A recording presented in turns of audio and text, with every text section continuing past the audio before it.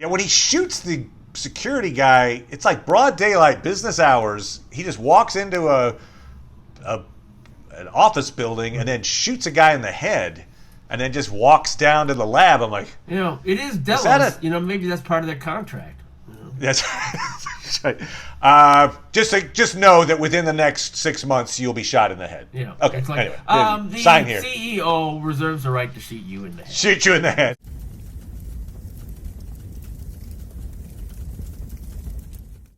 Hey, Internet! It's Paul. It's Matt! The Dork Lords. We are here talking about Westworld, the Season 3 finale, Crisis Theory. And, all right, good stuff. We're with the end of Season 3. There is going to be a Season 4, so there's definitely some little cliffhangers. Certainly especially the post-credit stingers that we had, which we'll talk about. Kind of lead on to what might be happening in Season 4. Just to give you the quick beginning and end of this episode. We open with Dolores in a flashback in Westworld. We hear her voiceover, and we hear some familiar phrases that she says, I was taught to see the beauty in this world, and my path has led me here to you. What we find out later is that she's actually talking to Maeve in this moment. We have Maeve and Caleb watching LA blow up, essentially. High-rises exploding. Maeve says she has a callback line, including a giant cat that comes through and destroys Los Angeles. That was a really cool scene. Okay, you want to jump down? Thank you. Oh, giant cat destroyed Los Angeles. Maeve gives the line, this is the new world. You can be whatever the F you want. A callback to Season 1. We also hear Pink Floyd's Brain Damage playing. A song about mental illness. Maybe you could say maybe describes the robots struggling to be human and such. Post-credit scene 1 is William showing up at Delos. Shoots a guy? We'll talk about that. That was weird. Anyway, goes down into the lab, meets up with Charloris, who has made a host William. Host William kills real William. Yep. And we see Charloris has a plan, and she's making more hosts. We also then have post-credit scene 2, which is Bernard. And we see him, when we last saw him in this episode, he was going into the Sublime. He had the little headset on like this, and he kind of just bamfed out. We see him wake back up, a la, I'm back from the Sublime, but he's covered with dust. We get the idea he's been there a while. He seems like he's in the same place that he left, was this old, a seedy motel. So those are your beginning and ending beats. Before we jump into all kinds of stuff, Paul, what did you think about the season finale, Westworld? Yeah, I wasn't crazy about it. It's got to do more work to get me back excited about the show, because I'm still not completely thrilled with the whole idea of the real world and how it affects what we've seen up until this point. So, they had Serac in there for a little while, and he was the nemesis, and now he's dead.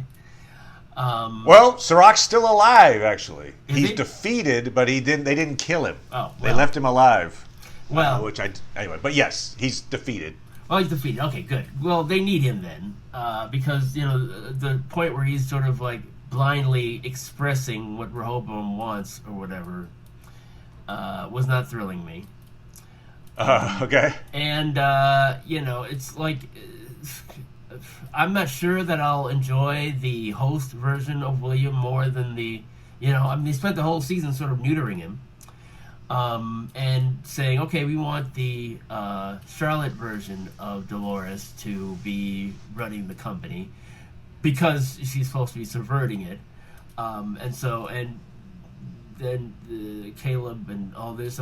Anyway, so I'm not in love with any of that stuff. And the stuff with Caleb, I wasn't in love with that either. So we'll see. And I guess we could see Dolores in the last season or the next season as in other forms, not as a character, right? Because she's dead. So we'll see her as maybe in flashback or the representation of her virtually, even because Well, they've got her Pearl, right? I mean, they've got the Musashi head, for instance, had her personality in it.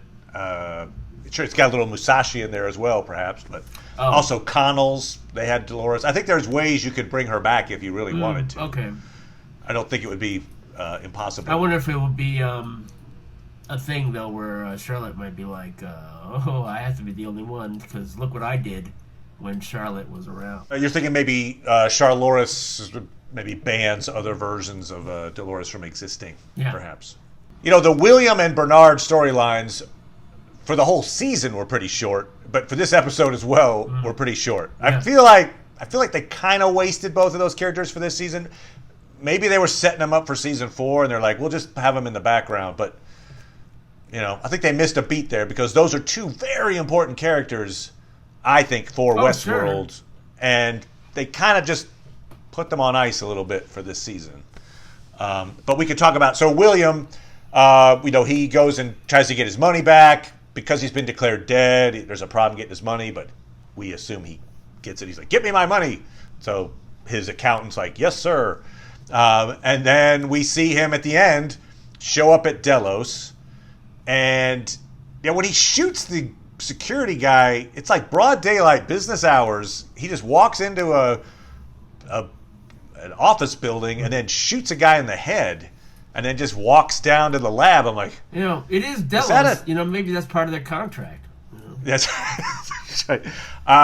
Just know that within the next 6 months you'll be shot in the head. Okay. It's like, anyway, the sign here. CEO reserves the right to shoot you in the head. Shoot you in the head, and no follow-up questions. Nothing bad will happen. So he goes when he confronts Charloris, and then he gets replaced. I think this is leading to a future world, right? So there was that movie that was like the sequel to Westworld called Future World, where the plan was replace important people in the world with hosts. I think that's what Charloris just replaced William. Maybe, and we see other hosts being created. I think that's her plan. Like, I see where Dolores went wrong. My plan will be your leaders will now be hosts. That's what I think they're maybe going with, but just a thought. But so that's basically his story for this episode, yeah? I mean, goes to Delos, dies. He's like, I'm going to save humanity. Yeah. Like, oh, okay, well, oops.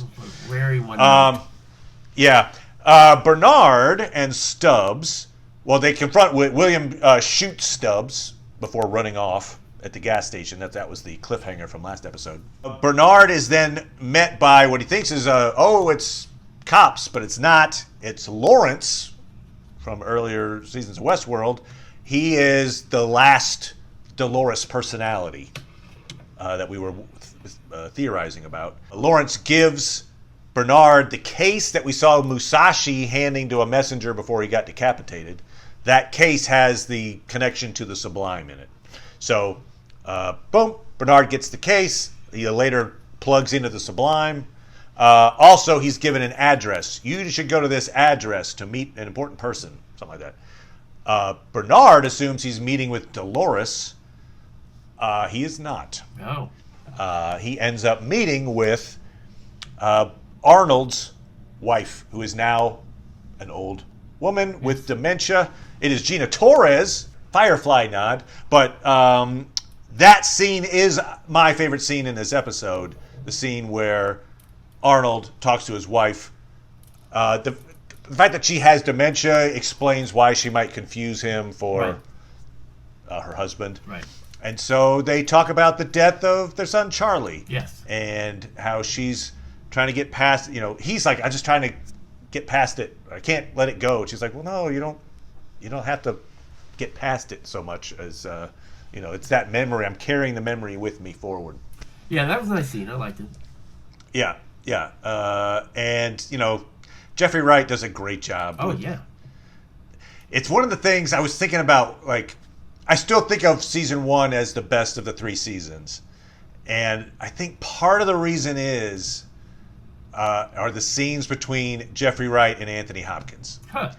I think this series misses Anthony Hopkins. Okay. I think that's what, I mean, some of this dialogue can sound, I like this show a lot. Sometimes this dialogue can sound a little pretentious. It can sound a little like we're not talking to each other as much as we're saying, like, here's my statement about philosophy. Yeah, but Anthony Hopkins could take that. I know. I probably should rewatch the first couple of seasons. I don't feel like they were anywhere near as on the nose as they were this season. In previous seasons. Yeah, I just wonder. I guess part of me thought maybe it was Anthony Hopkins and his ability to take dialogue and just interpret it so beautifully that it just felt more like somebody actually having these thoughts and feelings. But I just wonder if I had my druthers, Anthony Hopkins would still be a part of this show. No, I feel it's two different things. I mean, okay. If you rewatch it and tell me what you think, but I think that they did a better job of couching that stuff in the first season. Even the second season, I feel like they weren't as explicit as they were this season. And it's not that the actors are bad by any means. Writing. That's what I've been talking about. Writing. Yeah. So that's when you're saying that. I mean, the character, you want to talk about it from that aspect in terms of somebody who had to plan and knows what's going on and could keep it from you well. Now, I feel like Dolores' plan this season, it just didn't work as effectively in that way. Partly because she didn't have power, nearly as much power as Anthony Hopkins' character. So, Ford. So, she did have some power though. I guess it was. I think it worked well whenever she was like, "Give me this, give me that," to a little headpiece there.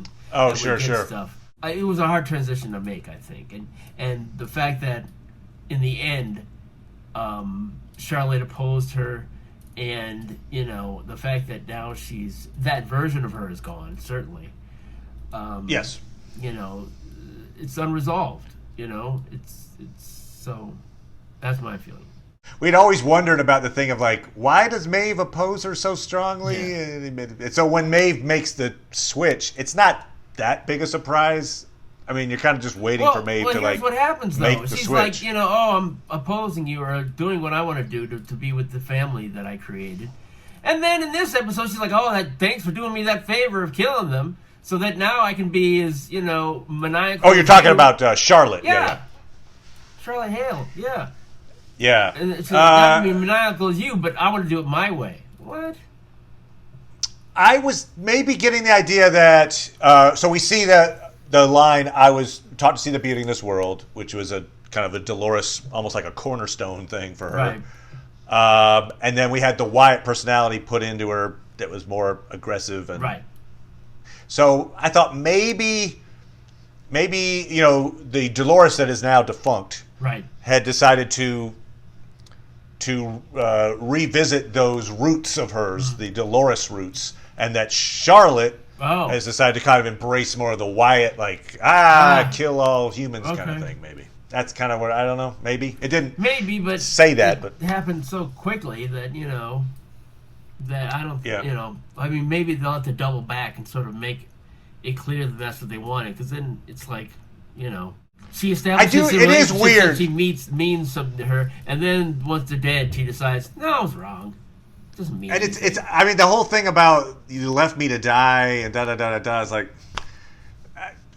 they were all on suicide missions, basically. Yeah. Like, it's not like the actual Dolores Prime was just, well, I'll just sit back and let you do all my work for me. No, they're all on missions that are very dangerous. Yeah. So it's like, and she knows, she being Charlotte, knows enough of Dolores's motivations because she has them. Yeah. So she would know that Dolores Prime wasn't trying to screw her over. I don't know. Just that they had to massage that. Yeah. They were kind of like, they have something in for each other. They didn't really smooth that conflict out well. Yeah. It's bumpy. So I guess if in the next season we see them really being as divisive as humans are, then I guess it might end up being a worthwhile theme. I don't know. In fact, when I talked about how the final Dolores ended up being Lawrence, which is fine. It was odd that it was kind of a throwaway purpose. Like, he shows up to give a case and an address to Bernard. You could have done the Rico app for that. Like, like you would expect, like, oh my God, this is the last personality of Dolores that we didn't know about. I can understand. Like it would have a bigger part. I wasn't caring. Okay. So, I just thought there'd be a bigger part for that to play. Yeah, and this showed me that there wasn't. And you're like, you know, for a schemer like you, we might be like, ooh, what does it mean? Come on, it's got to mean something. Yep. And I was like, I don't care yet, and now I don't care. I did, speaking of Rico app, I did like the way that, as you mentioned, Dolores uses the app. She had creative problem solving with it, where it was like, oh, we're being attacked? Hang on. Hey, I'll pay you more money to attack each other. Yeah. Oh, great. All right. That was kind of interesting. So we also do find out that Dolores, as we guessed, Dolores chose Caleb. It wasn't an accident that they met up. She selected him because back in the day, there was Part 5 was for military training. And so Caleb was doing military training using, hosts as hostages and such. Yep. And so he was like the one visitor to come there who didn't want to rape her. That's right, exactly. Basically, the other soldiers are like, "Hey, let's do what the rich people do." Yeah. Caleb's like, "We don't have to be assholes like the rich people, okay? So we're not doing that." Dolores took note in it, and that decided his future. Basically, in that moment, was like that little act of kindness to robots kind of altered the course of his life. And Dolores's, I suppose. So she chose him. Then, so she pretended, I guess, to be more injured than she was in order to meet up with him. Now, on the one hand, you could say that she was conning him, therefore, but it's played as a way to be like she wasn't devious about it as much as I want that guy because I know he's got a moral center. He has capacity for empathy. Sure. So I'm gonna manipulate him, but whatever. She certainly does not come off as the villain in this last episode. Would you agree? Does not come off as a villain? I mean, by the end, no. Yeah, because I wasn't sure. I thought maybe I guessed. Oh, she is manipulating Caleb, which she was, and I thought that meant, well, that's part of being a villain. But they really. They made it so that even though she manipulated Caleb, she still wasn't villainous. Yeah, at that point they wanted to martyr her, and so okay. So I'll put it this way too: Rehoboam / Sirach, idiots, because it's like, all right, we found the robot who wants to take down this system. We don't know the key that we need to break into stuff. How do we access it? Let's plug her into Rehoboam. Oh crap! She infected the system. Yes. You guys are idiots. Yeah. Of all the things not to plug into Rehoboam, that would be the worst thing to plug into Rehoboam in the world. They're like, boop. All right, let's see what we got. Oh crap. Should we air gap her? Nah. Nah. So yeah, they kind of got what was coming because that was the like there must have been some like IT security guy going no. Shut up, Andy. We're doing this. I really think. So yeah. Anyway, they got the virus, the ultimate virus, which was it was Solomon's final plan, which was basically to have Caleb tell Rehoboam to erase itself. So it's the last memory, as they're deleting all of Dolores' memories, the last one in there is Solomon's instructions. So boop, boop, boop, boop, gets uploaded. Caleb says, hey, destroy yourself, Rehoboam. Rehoboam goes offline. We see that Sirach... So that was interesting. You mentioned you were not so thrilled with it, and it is what it is. But there was all these theories about whether or not he was a simulation or a host. Okay, he was real, but he was as if he was a host. Right, he was a puppet, complete puppet of Rehoboam. Rehoboam was telling him the words he should say in any particular moment. So he was practically a host in a human body. And so, yes, we leave Serac alive. We also leave Serac's brother alive. He's somewhere out there still in, we assume, stasis. We've got the situation where Caleb, at the end of last episode, he took the pearl out of Dolores' head, and with instructions from the AI, he went to this warehouse. He plugs the pearl into one of the older series prototype robots. It's Dolores' face on a metal frame. right? She's putting the skin on. He obviously realizes she's a robot at that point. It's like, so where are these robots you keep talking about? And that's where, he talks about, she said, she fills him in on a lot of stuff at that time. He's making the case of like, so what? None of this was my choice? Her response, I think it's an important line for the series, is free will does exist. It's just effing hard, is what she said. So in other words, yeah, people do kind of give over their ability to choose. They leave it to other things. You can make that choice, but it's a difficult decision to make. Inevitably, Caleb makes that decision. They have to get to Insight. There's riots happening. Dolores is using the Rico app to move the riots around so that they can get better access to Insight. We see Giggles and Ash show up. Giggles gets shot.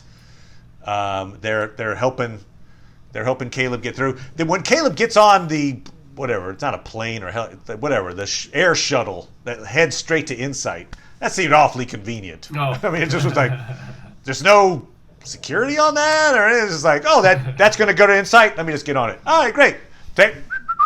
Okay, but he did, and it took him there, and great.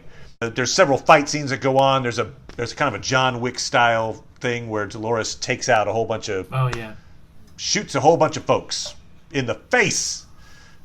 She fights with Maeve because she's got the old robot style, arms and ligaments and stuff. Yeah. She's stronger than the flesh and blood version of Maeve. Right. And so in a one-on-one fight, she beats Maeve, chooses not to kill her in that moment. She's like, I leave you the ability to choose what to do next. I think that helps inform Maeve's decision later when she decides to support Dolores. But as Dolores is then leaving, it's Charloris, shuts her down. That's how she gets captured, is that Charloris, working on behalf of Serac, can shut down the physical form of Dolores Prime. That leads to her getting plugged into the system, which is a stupid thing, but they do it. Yep. And then Maeve talks to Dolores in Westworld. They're in Westworld together in Dolores' mind. And that's where Dolores does the speech about, hey, I was taught to see the beauty in this world. I'm not trying to destroy humanity. I'm trying to take down the system and give them a chance to start over. And you're the one. This has all led me to you. Can you help me? You make a choice. So Maeve makes a choice to help Dolores. System is destroyed. It did remind me a lot of Fight Club at the end there, where they're standing watching the buildings explode. At the very end of Fight Club, and they're taking down the system. Oh, you have not seen Fight? Oh, okay. Partly because I know what the trick is for it. So you know what the trick is. Well, other than the trick, the point of Fight Club in a way becomes to try to take down the system. Right. Much like this is, and at the end, the system is taken down, and so it's Mr. Robot building, explosions happening, and they're watching it as a nighttime cityscape as explosions happen. So it kind of reminded me of that thing of aha, the system, chaos, it's come. Which actually brings me to the point of the title, Crisis Theory. I had to look this up. There were two definitions for crisis theory that I think both apply. Okay. One... Instead of called it crisis theory. Correct. That would have been much more helpful.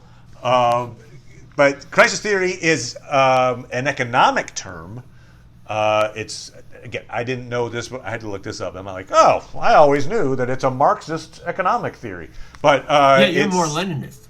Yeah, exactly. I would have known it then.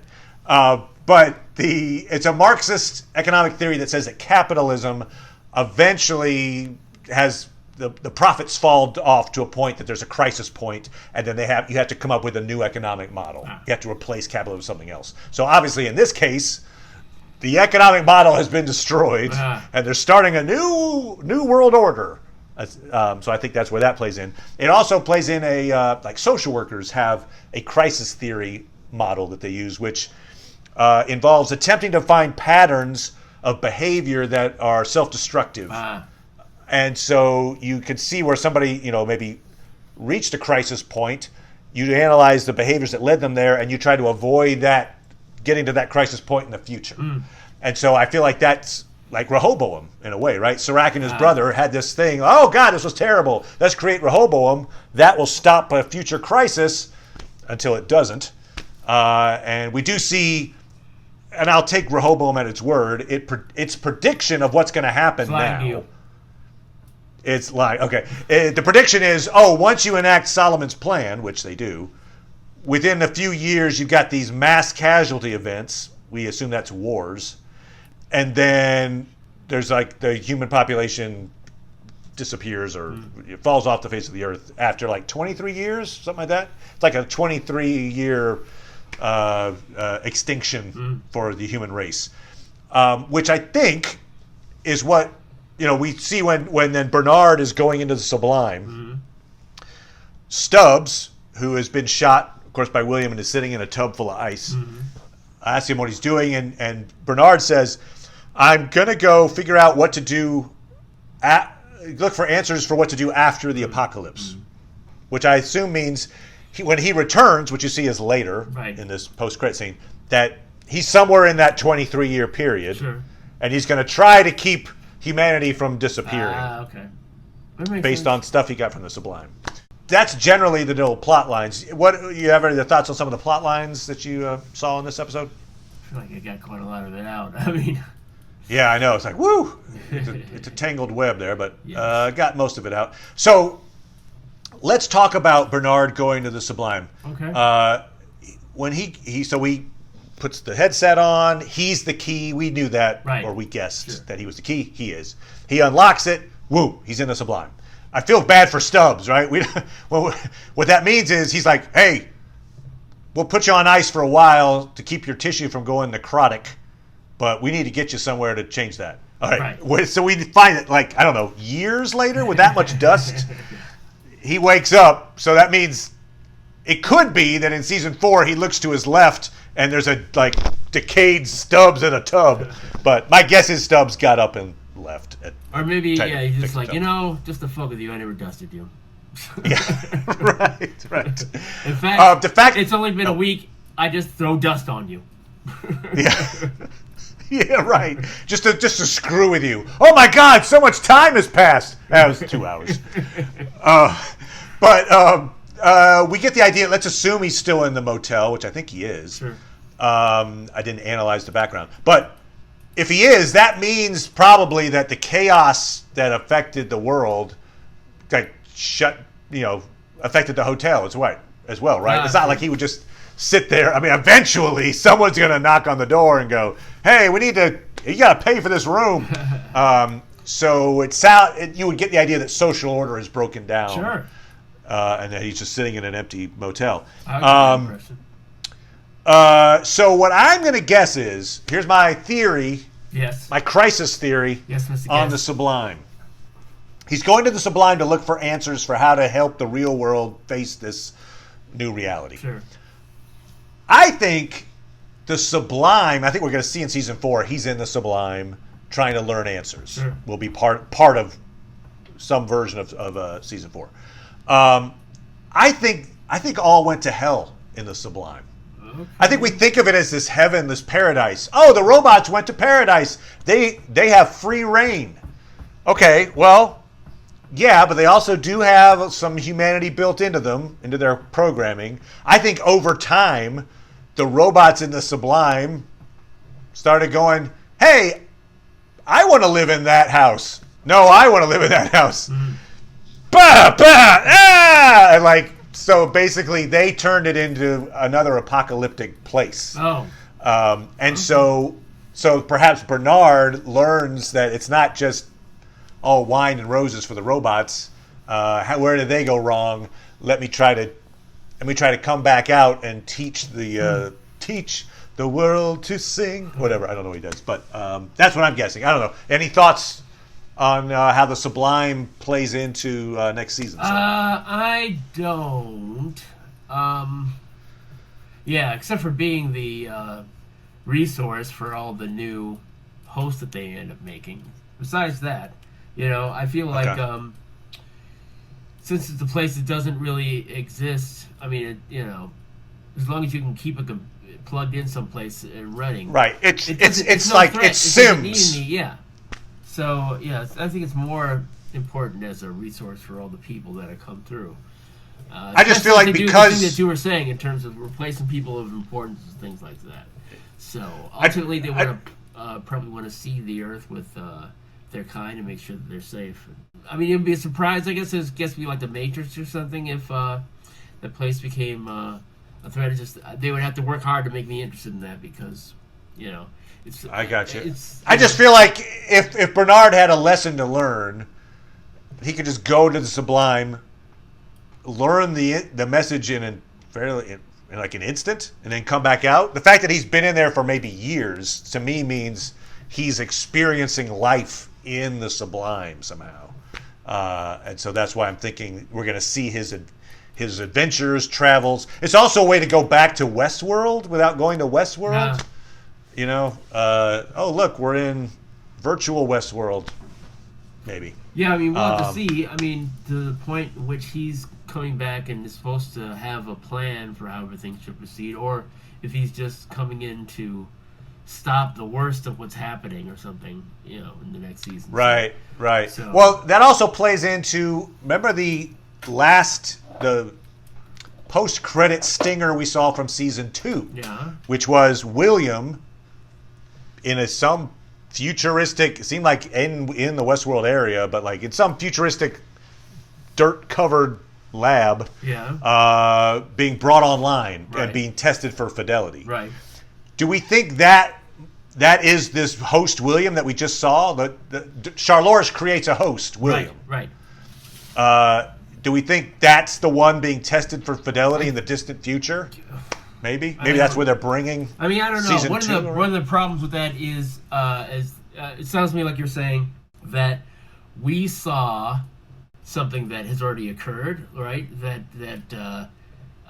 No, in my version, this would be something that has not occurred yet. But we still like that season 2 thing was something happening way in the future. I see, right? Because if it was just here's me in Ford version, then you wouldn't need to do tests because it's just another version of Dolores whose brain works just fine in those things. So yeah, I guess that would only be the case if they, I guess, somehow captured him, I guess, and were trying to reform him, or it's like everything was solved, and this is how we tried to, make. Or maybe Charlores thinks, I'll just replace all these people with hosts, not realizing that these fidelity tests are pretty damn important, and so all of these important people start breaking down because they can't handle life. Eventually, she can only keep them around for whatever. There was a certain number of days before Daddy Delos would break down. Right. So I just wonder if maybe that's a thing where we see, host William just broke down. Crap. All right. Anyway, I don't know. I feel like there might be a tie-in to the season 2 ender there. I don't know. I mentioned that I think it's like a future world, replace the world's leaders with robots. So Serac and his brother survived. So I feel like we will see Serac attempting to reassert control somehow. Maybe he's got, another version of Rehoboam, or he's going to attempt to put the world under control again and be, at odds with Maeve and Caleb. Perhaps. But and his brothers out there. All these outliers are going to be, I assume, brought off ice. It'd be great if it was Caleb's like, all right, we got everything back. Everybody's back to normal. Let's keep those outliers asleep. Why don't we? Like, well, I thought you were the good guy. Yeah. Only so far. They're outliers. I don't want them around. Very good. That was Westworld Season 3. We will be back whenever that comes back around, probably 2022 or something. In the meantime, we've got a show called Upload. It's about people's consciousnesses going into an artificial environment. So we may be checking on to that. I just saw the trailer for Lovecraft Country, which looks pretty cool. Okay. I'm a big H.P. Lovecraft fan, so I'm all up for that. So yeah, anyway, if you've got a suggestion out there for a show we should be covering, let us know. But otherwise, we will be back talking about more and better dorkly things. Thank you so much, Paul. Appreciate it. Sure. And we'll talk to you soon. Bye, everybody.